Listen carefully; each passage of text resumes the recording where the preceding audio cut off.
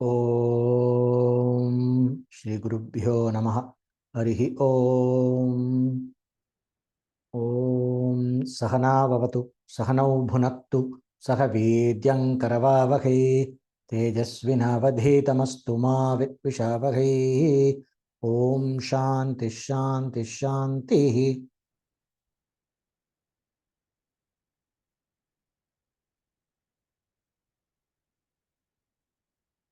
Namaste. So last class was both heavy and difficult.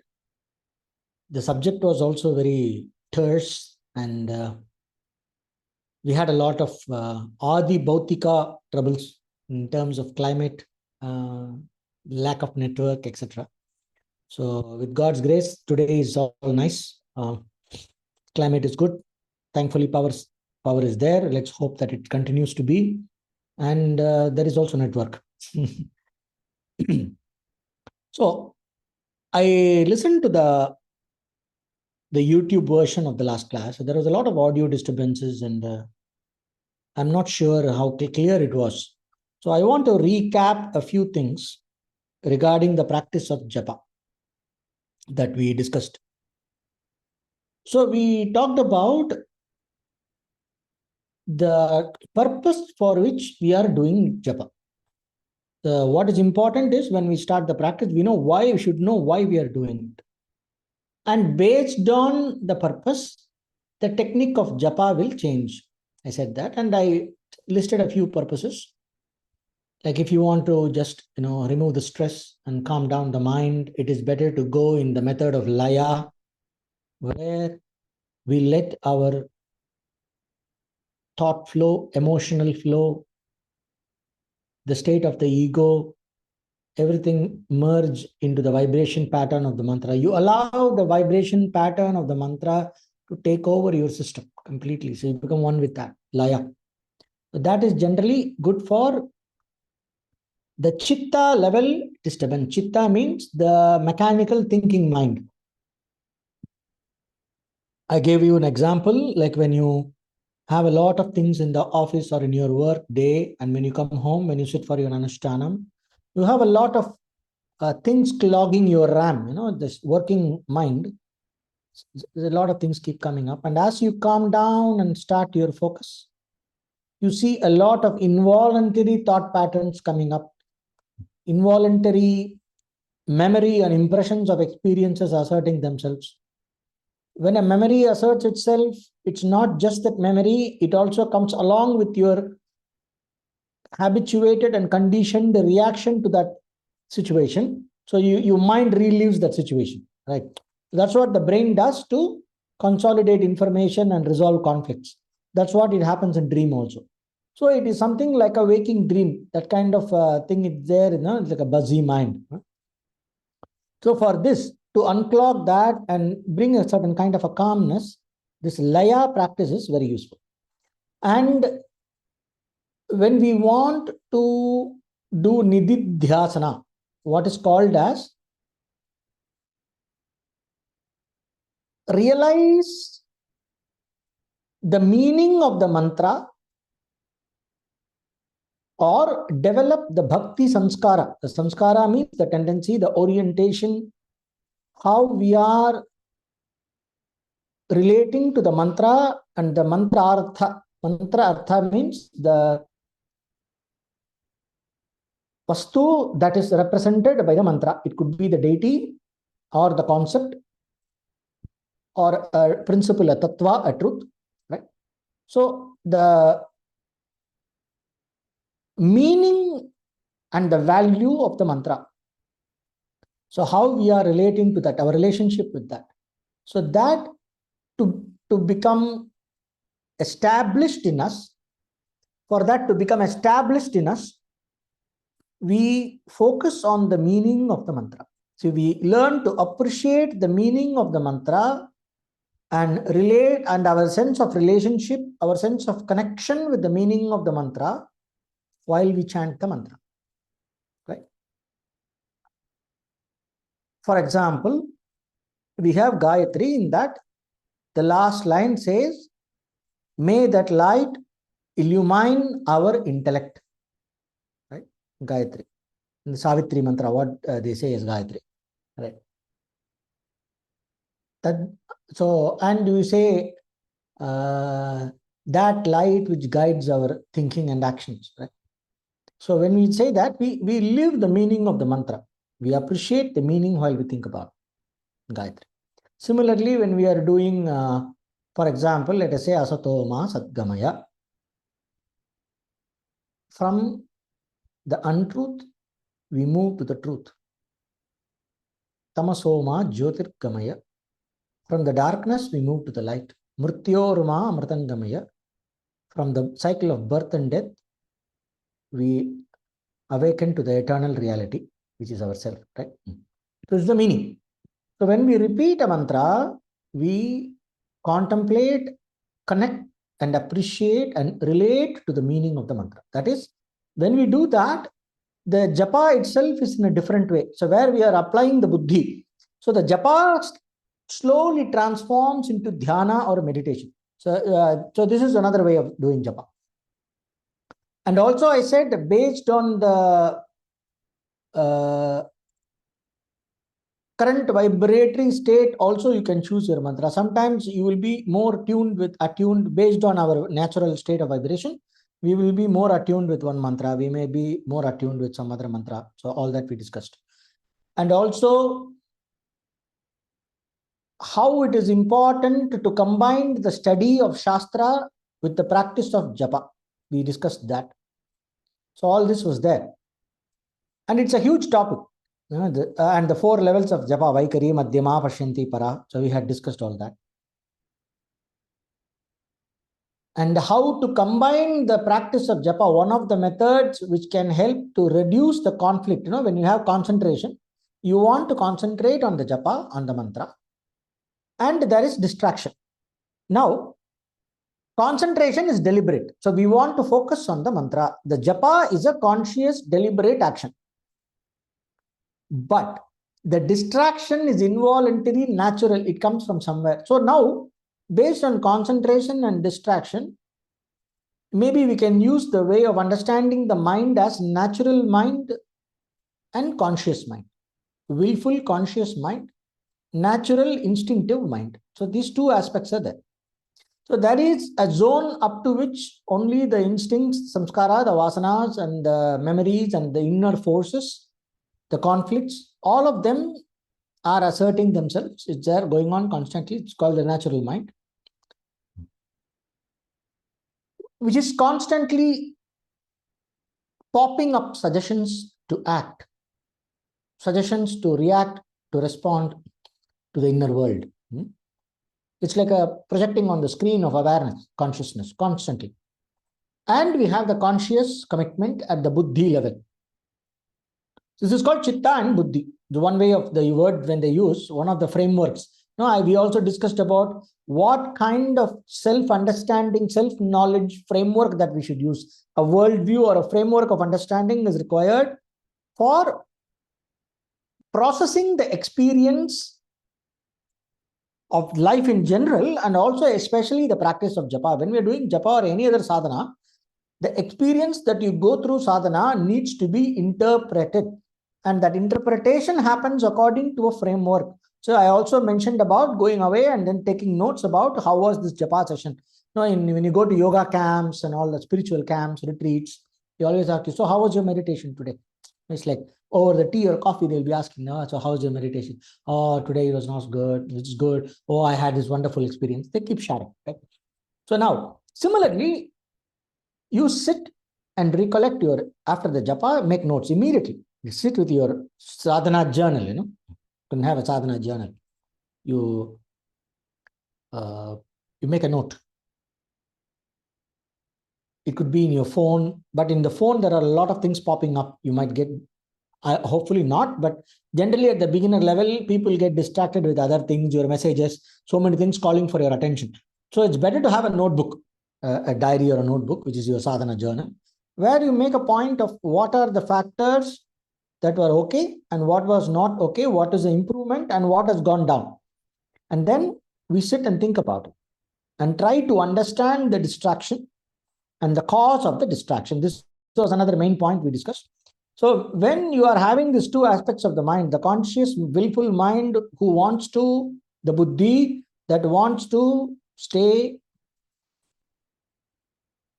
on the track with the japa.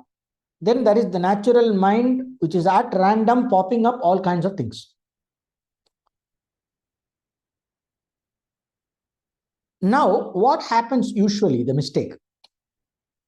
We try to struggle with the natural mind and we try to stop the distraction. We try to stop and we fight with the effect. It's something like, when we fight with the effect, we don't address the cause. So this is the very important thing. So when there is concentration and distraction, there is a conflict in the mind, right? So there is concentration, distraction. Now, if you are fighting with the distraction, see, your experience of the distraction is an effect. Have you seen this cat? When you make a ball, you make a light, and you have this party ball. So that you put it over a light, and then that ball rotates, and then it shows all kinds of light on the wall and ceiling and all that, right? Color lights. They use it for parties. You put that and you leave a cat in the room, the cat will start chasing all the lights. It'll go behind the lights and play, and it'll go crazy. Now it won't see that. So if, in this situation, if you want that light to stop, an intelligent human being, what the human being will do? Oh, the light is because of this ball rotating, so I don't want this light, it's distracting. So he'll go and remove the ball or switch off the light, and then everything is gone. So that is the cause. But if you try to fight with the shadows and the flashes of light on the wall like a cat, we see that the cat is stupid. Okay, it's cute for watching. But it's not cute when you're really struggling with your distraction while you are doing japa or dhyana. When you're struggling with your distraction and fighting with your mind, it's not cute. It's very annoying. So when we do that, you just remember that you are being like that cat chasing the light on the wall. The distraction that we experience at the surface level is the effect. The cause of the distraction is at the level of the prana, is at the level of the samskara, is it at the level of the chitta and memory? Sorry. It's at the level of the vasanas. So there is the cause. So something that moves the mind, some unresolved thought, all that, right? And the sense of value that we give to the different objects of distraction. I like, I don't like, I want, I don't want, all this. So when you are doing japa, Sri Ram, Jai Ram, Jai Jai Ram, Sri Ram, Jai Ram, Jai Jai Ram, going on, something comes up. You don't fight it. Stop the japa and listen to the distraction. Just listen to the distraction. Feel the force of movement of the mind behind the thought. Whatever is the mind going behind, don't try to stop it. Don't try to change it. Don't try to bring it back to the japa, nothing. Recognize this is a distraction. This is not what I'm supposed to be doing. Just remember, I have to be back on the mantra. Just remember this. Don't lose touch with that. But observe and listen to the distraction. So the thought, the distracting thought has a force behind it. Feel the force. For example, it's an emotional thought, memory. Let us say you had not a very pleasant argument in your office. It comes up. Then there are some emotions associated with it. The mind remembers it and calls for your attention. If you go into it, you will start participating in it. So don't do that. If you try to fight it, again, you are fighting with the shadows, the effect, the cause, you are not addressing the cause. You will be at the realm of conflict and it will generate too much of heat. You just stop the japa. Listen to the distraction. See, understand, the object of distraction, the subject of distraction, that is you, the one who is within the distracting context that came in the mind. All of these are projections. You are not, you're a distraction. You just feel it. And there is a tendency to drag you into that. That there is a tendency of wanting to respond to whatever is the distraction there. There is either a positive tendency or a negative tendency. If it is a negative experience, you want to get rid of it. If it is a nice positive experience, you want to go into it and enjoy it. For example, you had a nice conversation and you met your friend, you had a nice discussion and you're talking about the good times.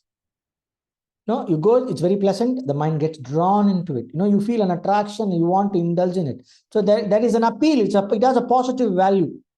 And you have a wanting to be in that thought, nice thought, like a daydreaming. You feel your attraction to it. Just stay with it.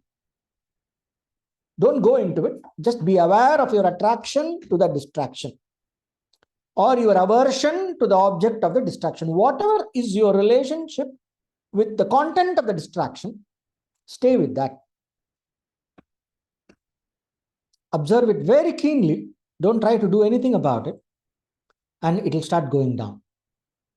And you know that now you have to do your mantra. As it goes down, suddenly the mind will turn towards mantra. So what happens? The mind that is getting distracted is seeing its own tendency and learns to drop that tendency and remembers the task at hand and connects back to the task at hand and comes on track. It is like if you see this shepherd who takes all the sheep, right? Is going. And there is this German shepherd dog. The shepherd dog is there. When the sheep goes off track, this dog runs there. It doesn't do anything. It just runs there and puts a limit on, a psychological limit on where it can go. The moment it does that, that sheep comes back to the flock. Then another sheep runs there. This fellow runs there. The moment it sees the dog, it comes back. So similarly, is your viveka, your awareness, your attention. The moment you are aware and give attention to the distraction, that simple attention, nothing else. J. Krishnamurti used to talk about this a lot. Just simple attention to stop the japa, give attention to the distraction, and be attentive of your attraction or repulsion to the content of the distraction. Your relationship with the content of the distraction. That is the sheep. It is your ego, basically. The moment you are aware of it,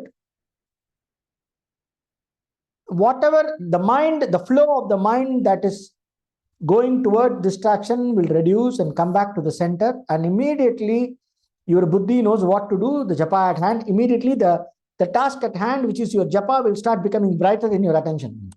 In our consciousness, the japa will start becoming brighter and that will become less. Usually when you struggle, what happens? The distraction is very bright and very strong in the consciousness and you are trying to push the japa. And the japa becomes grosser. Suppose if your attention had awakened at the level of mental japa and there is a distraction, if you start fighting with the distraction, you will see that immediately you are able to only concentrate at the verbal level, not at the mental level. You will come down from madhyama to vaikari. That is, you will be able to concentrate only when you make it a whisper, or in a worst case scenario, when you make it loud, And then you start feeling the sensation and then you are able to concentrate a little more. So what happens is when you struggle against a distraction, the concentrating effort, right? The effort to concentrate is happening in a hierarchically lower level than the place from where the distraction begins. So if you want to bring the mind back, your awareness of the distraction must awaken at the level subtler than the place where the distraction begins. Wherever the distraction begins at the level of the mind, your awareness of the distraction must be at the level finer than that level. Only then you can bring the mind back. The moment you think, the moment you intend, the moment your awareness awakens there and you intend to let go, the distraction comes down, and you are remembering that you have to be doing the japa, and the japa becomes brighter in consciousness, and you will be able to enjoy the process of doing japa. So that's how you manage. So what you have to do immediately, not to encourage this conflicted state of distracted mind and concentrated mind. There is distraction, go into the distraction, go to the root of the distraction and stay aware. Feel the relationship with the distraction, let go, and allow the mind to let go. There are two different things. You let go of your relationship with the content of the distraction, that is the buddhi. And then the mind lets go is the reduction of the tendency, the changing of the energy flow from that circuit back to the conscious circuit of japa, right? So these two levels, it comes and then you're back on track. So that's how you awaken the attention at a level subtler than where the distraction happens. And then in what happens is there is no distracted mind and concentrating mind. It is the same mind that went in the path which is not supposed to be what we call as distraction. It is the same mind that comes back to the task at hand, which is concentration. So we are not sustaining two conflicting vrittis. We are changing the flow of the mind. It's like the flock of sheep going in the same track. We are bringing the flow of the mind, ebbing the flow of the mind back in track, back in track, back in track. Then the flow is steady. And then it comes without any, it's like what they say, like a smooth, continuous flow of thought in one direction, like the continuous flow of oil. When you pour an oil, this taila dhara, they say, no? When the good oil is there, when you pour in a slow, it will be like a continuous flow without break. But like that, the mind goes. That is dhyana. Japa becomes dhyana. So from puja, we progress to japa, and from japa, we progress to dhyana. So that is the progress. The reason for doing puja is we are involving all the five senses. We are doing, we are using pushpam, we are using gandham, dupam, deepam, and all that. And then we are visualizing, we are seeing the form. So all the five senses are usually the mind that is distracted. We have this natural mind, what we discussed now. The natural mind is all over the place. So what you do, the tendency of the natural mind is to be all over the place. So in Upasana, what we do is you understand and you feed the natural mind in all its movements, in all its possibilities. You feed the natural mind in all its possibilities with the object of meditation. Whatever we want to meditate upon, we feed the mind with the data connected to the object of meditation. If the natural mind wants to enjoy a song, let it sing a bhajan or let it sing a stotra. If the natural mind wants to have some nice smells, let it be the incense and the flowers and that bhoga, that enjoyment. You see that, oh, these are nice things, so let me offer this to the Lord. So whatever you want to enjoy, you offer it to the Lord. Instead of you enjoying, you offer it to the Lord. So when you offer it to your Ishta Devata, your Upasana Devata, what happens is you are letting go of the bhoga buddhi. One of the wonderful things that we have in our this Vaidika Dharma is the concept of Naivedyam. So when we prepare a food for offering, Naivedyam, you are not supposed to smell that and enjoy that. No. Forget even tasting. You are not even supposed to smell. I've heard that in some temples, they will cover their nose when they are taking the bhoga or the Naivedyam to the Lord. They will cover their nose and mouth with something so that they don't smell it. And in some other temples, I heard that they really eat for the full stomach, the one who is going to cook. You will eat full stomach and then start cooking so that the tendency to enjoy the food is not there, right? So the Naivedyam is not supposed to be, they are cheating the system. But the point of this is learning to let go of my grabbing tendency. A nice experience, whatever is a nice experience, I want to offer it to the, I appreciate something. When I appreciate something, I immediately offer it to the Lord. It's not mine, it's yours. This is for you, you are this, and everything is you. So immediately I connect that. So because the mind The natural mind naturally flows towards enjoyment. That is the nature of the mind. Ananda is our nature. So we move toward, the mind moves towards pleasure and enjoyment. Nothing wrong in that. But what creates bondage is the quality of the intellect, the buddhi, which creates an ego around the enjoyment. It creates an ego structure around the enjoyment, which is called bhoga vasana, where it creates the enjoyer. My association, my personal association with the enjoyment, the object of enjoyment, or the experience of enjoyment. See, the object of enjoyment creates a pleasant sensation in the system. Pleasure. A sweet creates a pleasant sensation in the taste buds. Pleasure. Now, I develop an attachment to this experience. That is where the ego comes. That is where the bhoga vasana comes. And I start defining, I want it. So when I really want it, I don't get it, I get frustrated. And then I feel bad. Then I try to do things to get what I would like to enjoy. Right? So then there is effort. From bhoga comes karta, the doer. Then I start doing it. And then I try to get it. If I am able to get what I like, I am successful. If I am not able to get it, I am sad, I feel frustrated, or I'm a failure, whatever. Right? So this is what, and various levels of projecting this in complicating this is basically life. Right? So now this is bhoga vasana. So the experience of pleasure and the Vijnanamaya or the Jiva or the individual's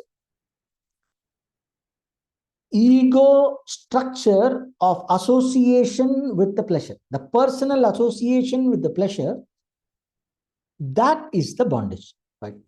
So what we do, bhoga buddhi, this is called bhoga buddhi. The thought pattern, the idea of personal enjoyment and association and attachment to the experience of pleasure. Bhoga buddhi. Now this I let go and I offer that to the Lord. Where it's not mine, it's yours. And you are this, everything is you. So when I do that, what happens? This is called Ishvara Pranidhana, where I am not grabbing and I'm letting go of my grabbing buddhi.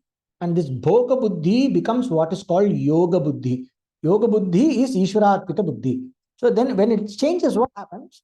The buddhi or the intellect or the ego principle stops struggling. So the element of struggle comes down. You don't struggle for things in life. So from the struggle comes down and surrender increases. The ability to surrender increases, which is called bhakti.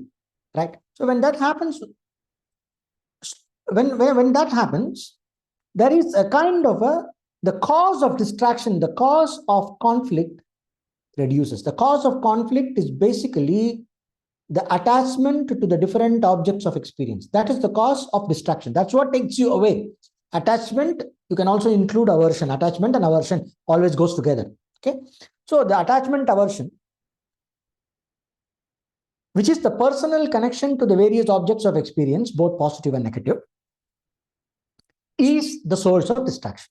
So in puja, what we do, this is what is the natural mind. So in the natural mind, we are aligning with the object of meditation, which is Ishvara, the Devata, in the form of Ishta Devata, whatever you do, the Upasana Devata, right?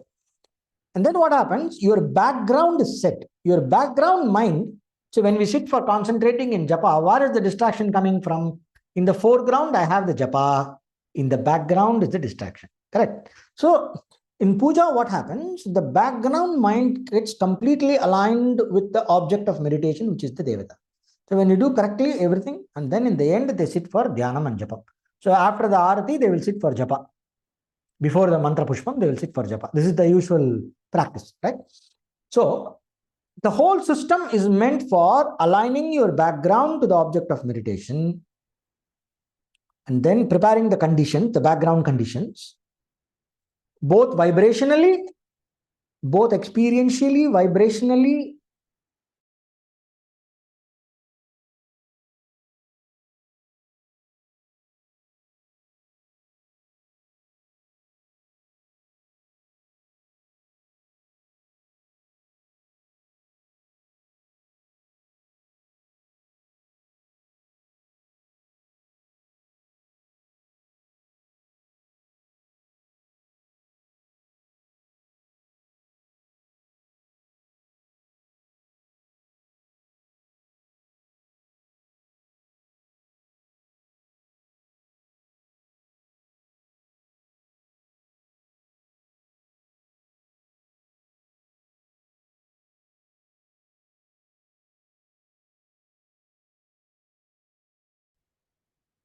Right.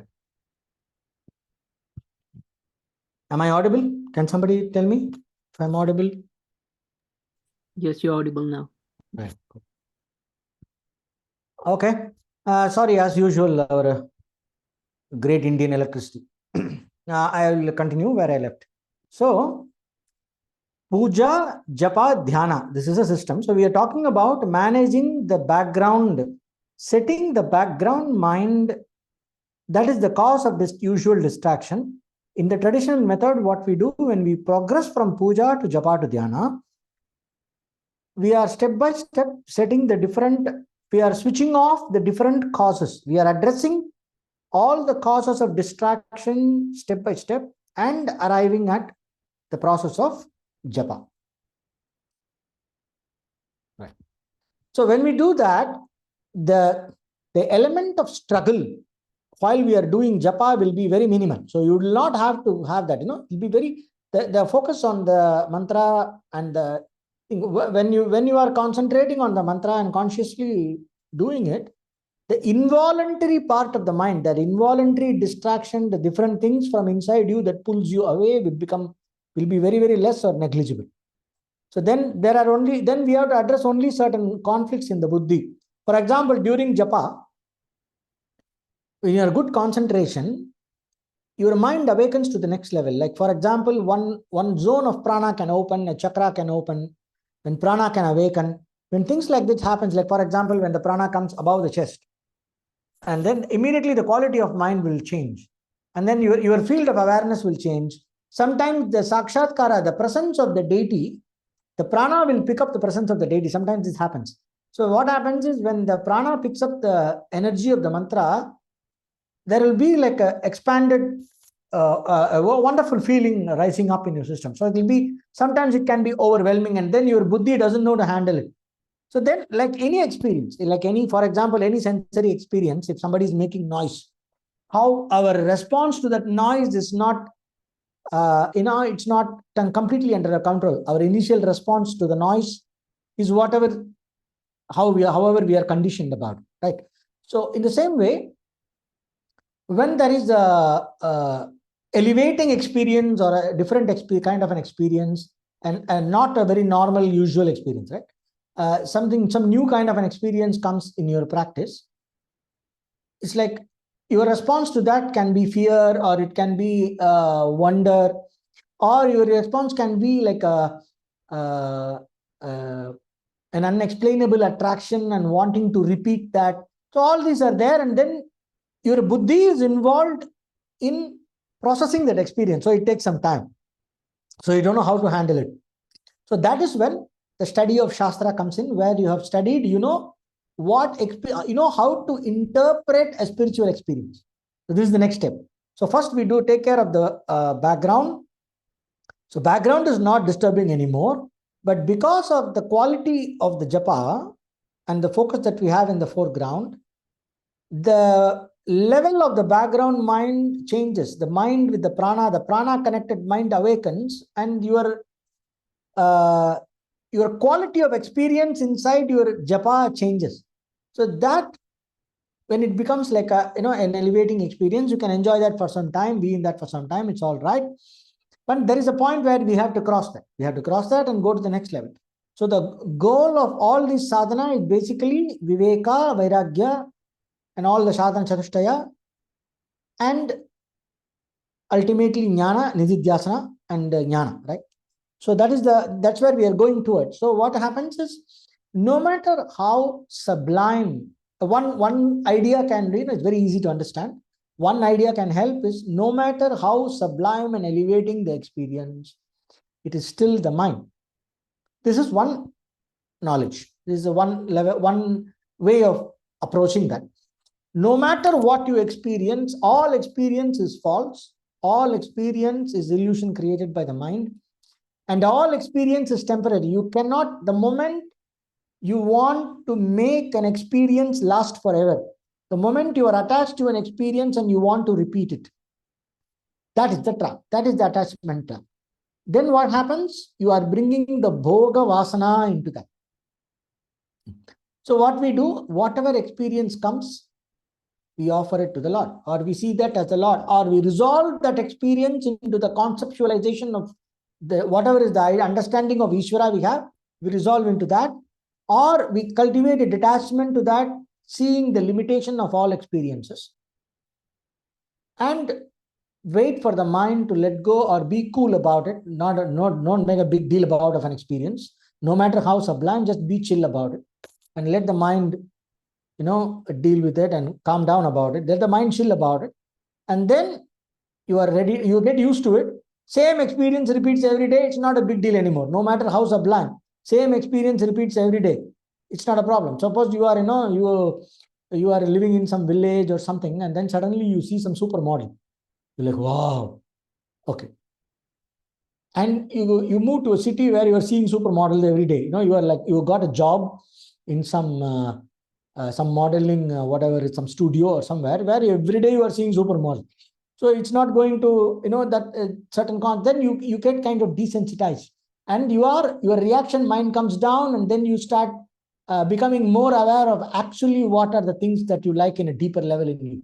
So in the same level, when you have a sublime experience, spiritual experience in japa with the devata or whatever, when it repeats a few times, you get used to that level. So then it becomes easy. It's like a rich guy getting used to a luxury car. The first time it's a big deal, but once you get used to it, not a problem. No, it's not a big deal anymore. So similarly, these big spiritual experiences are not a big deal anymore. It's okay, you chill about it. And then your buddhi can start working. Your knowledge, your understanding, you will be able to start applying that. Then you develop vairagya to that level of experience. Japa continues, the practice continues, the dhyana continues. Then the next level opens the same story. Get used to it, be chill about it, be detached to it, like that. Slowly, all the different aspects of the mind get resolved in the process.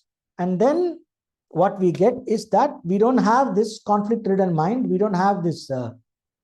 So the entire ego structure is aligned towards the object of meditation, object of japa. And that is when we get what we call as ekagrata parinama. The mind creates only that vritti about whatever is the object of japa, whatever is the devata that we are concentrating on, we are doing upasana of. So the entire mind becomes suffused with that. So all the departments, all the structure, and all the different levels of functioning of your sense of self are aligned towards this goal. Then it is the same vritti that is repeating again and again. That is called ekagrata parinama, or one-pointedness. So where it is not a concentration, there is nothing, you are not concentrating. The mind is in love with what it's doing. That is what it is. That is bhakti. So ekagrata is basically bhakti. Ekagrata is basically the love of the sadhana, whatever is being done, the love of the sadhya, whatever is that towards which you are doing the sadhana, is complete love towards that, and there is a natural flow of the mind in one direction to the exclusion of everything else. So that is the goal of japa, right? So until we get that, so when we remember this as goal, until we get that, other than this, everything else is distractions. When we are clear about that, it takes some time. When a new distraction comes, it takes some time to recognize it as a distraction, then to get used to it as a distraction, then to go to the cause of the distraction and bring the mind back on track, and then to love the object of concentration.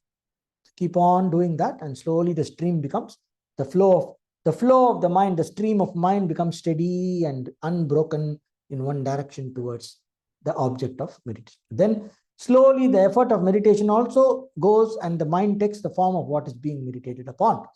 So that is savikalpa samadhi. Like that, we have different levels of absorption into the object of japa. So this is how we approach. And the single point for this is, do not fight with your distraction. That is the central point. There should not be a concentrating mind and a distracting mind. When you observe yourself during the process of japa, always remember, or japa dhyana, japa matures into dhyana, so it's all the same. So always remember, if you are struggling, you are doing something wrong. Spiritual practice, the sadhana, is not a struggle. Sadhana is a growing joy, it's a growing harmony, it's growing love. So when it is happening like this, we are doing it right. When there is struggle, that means some technique or approach is wrong. There is conflict. Struggle means conflict. Conflict means struggle.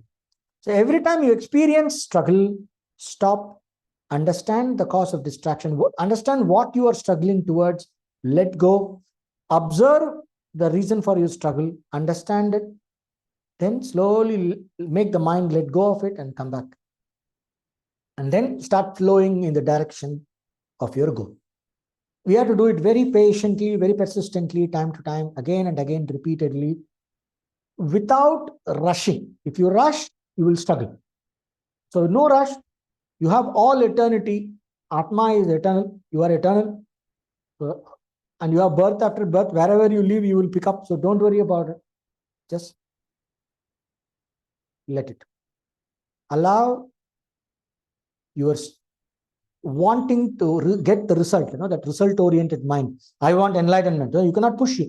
You cannot. Enlightenment is not something like, it's something that you do some work and then you get it. No, it's not an object. Enlightenment is your natural state. So the more you are struggling, the more you are away from enlightenment. So every time you experience struggle, understand you are encouraging and sustaining a conflict. There are two conflicting movements. So let go of your personal side and wait for the background to catch up, and then start the flow again. So this is the central point of the Nishta in Japa and Dhyana. So try to apply this understanding in your everyday practice. And if any questions is there, please write to me. So with this, I will finish the class today, and any questions is there, you can ask. After the questions, I will do the Shanti Mantra. Last class, somebody asked me about should we do the same mantra or different mantras, and I answered it. Is that person here? Did you try it? Arzu is How here. I said? Yes, sir. I'm here. Yeah. No, I did not try. I just asked that question at that time. It was there in my mind from a long time. So okay. So if somebody tries, if there is a solution, please try it out. Try it out sometime and let me see how it goes. Otherwise, what is the point of the whole discussion? Yes. Okay, sir. I will try. I will do It's that. like, in management, when I used to study management, we used to have these guest lectures and company visit. So we have a few guys who prepare questions just to make the show look good. So somebody will ask a question. So if there are some questions and all that, the session is fired up and the guy is motivated. So let's not do that here. You don't have to ask questions if you really don't have a question that matters. You ask a question only if you have a question that matters. And if it matters, apply the answer and see if it works. Yeah. So let's not have too much of a casual attitude towards, it's not just you. I'm not telling about you. It's a general tendency we all have. So, including myself. So. Okay, sir. Okay, sir. Yeah. Any questions for today? Yes, one question. I'm sorry for the delay. I joined late. I was packing things. I missed the time. So anyway, tomorrow is my flight, 5:50. I have to go. Sorry to say all this thing. Anyway, the question. The question is, so learning all this, mantra and japa, most of them are also not into this, but interested to learn like about mantra and the practice, japa, bhakti. So the lifestyle, the habits, as you said just now, you said, just listening a question or asking a question just to fire up the conversation or like showing interest, but then not applying it. What is the use, as you said just now? So to do all this thing, the preparation part, how is it like, as you said, like the time is eternal. We have, Atma is eternal, so we have time. It can be also we have taken time in the form, in the sense like, not for starting. Okay.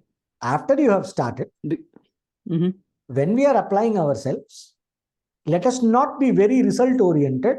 Let us be process oriented. To do that, it is useful to think that we have all the time in the universe. Yes. So that we are not anxious, restless, and result oriented, because it is counterproductive. So it is in that context I said. But if one has an interest, one should begin immediately. So one of the first I want things, that word from you. So yeah, beginning immediately in the sense, Shri Yogananda, that Kriya Yoga, Swami Yogananda, he used to say, anything can wait, but the search for God cannot wait. It's a very romantic way of putting it. But yeah, so basically, the moment this desire, spiritual quest in a person awakens, immediately one should associate with two things. One with satsanga, another with literature, spiritual literature. Start reading something and have satsanga and start listening to discourse. Swadhyaya should begin immediately along with satsanga. Whatever little bit, every day meticulously, this is like the time that we give for ourselves. Every day meticulously, I allot half an hour for my spirituality. No matter where I am, in whatever form I allot, it's all right. I just read a few pages, it's all right. I just, listen to some discourse in YouTube, it's all right. I sit and do some meditation, observe myself. So half an hour in a day, minimum one person has to, the moment you realize that spiritual things start interesting you, the moment you realize that, the spiritual side of life is more appealing, seems more meaningful. The moment they realize that, start doing your research on finding your satsanga, and until you find that, you always have enough virtual satsanga available nowadays. So start doing something, listening to stuff, reading stuff. Follow your heart and go with that. Initially, it will take you, but every day when you do that, half an hour without fail, for the sake of my nishta in my spiritual quest, when we do that, that sincerity will take you to the right kind of teacher and the right kind of satsanga and the right source of knowledge. Swadhyaya pratishtayam ishya devata samprayogaha. There is a yoga sutra. It says the person who is established in Swadhyaya, he will start getting visions from the siddhas and yogis, and he will get to know his ishta devata. Means he will be taken towards the divine intelligence that is most fit for guiding that person. Right? I will put it like that. I am putting it in a very new age kind of a way so that everybody can appreciate. So that divine intelligence, that form of divine intelligence in terms of manifestation, in terms of a community, in terms of a teacher, the whole package, you will be taken towards that, guided towards that. Some kind of connections will start and slowly you will be guided towards that. If your commitment for your spiritual welfare is there every day and we give an allotted time, minimum half an hour, it can go up to 2 or 3 hours up to 2 hours for a busy person, from 3 to 6 hours for a person who is not that busy. When you do that, but half an hour, no matter how busy you are, you have to give that half an hour, because you should not let life get you. That is the first point of doing this. When I am interested in spiritual goals and the deeper sense of reality and deeper meaningfulness in life, I have to give minimum half an hour for this. And that discipline will ensure that to get this half an hour, quality half an hour, you will have to manage everything else. If you want to do that half an hour consistently every day, you will have to manage every little thing in your life so that you get this half an hour. Otherwise, your life will come and hunt for that half an hour. There is so much samsara that will hunt for your half an hour. So don't let your samsara get your half an hour. This half an hour is yours. The rest of the time is all right. That would be a best thing to begin with. Yeah. Swadhyaya pratishtayam ishtadevata samprayoga. All right. So I just wanted to clear that point because I understand, of course, listening to you. There are many come with the same, like as you always say, like twisting the truth, like double-sided sword. You say like, I have time. I will start next year. Not now. I will start January. Yeah, that's what I said. So no, that kind of thing. You start now. Always exactly. It's now. Yeah. I just if you can't start now, you will never start. Yes. Because the same problem will continue next year. Yes. Thank you. Always try to start now. Right. Thank you so much. After you have started, be patient. That is the point. Yes. Right? Okay, so that should be enough for today. Nandri. It's Yeah, more than yes. 7 o'clock. So we will finish the class with the Shanti mantra.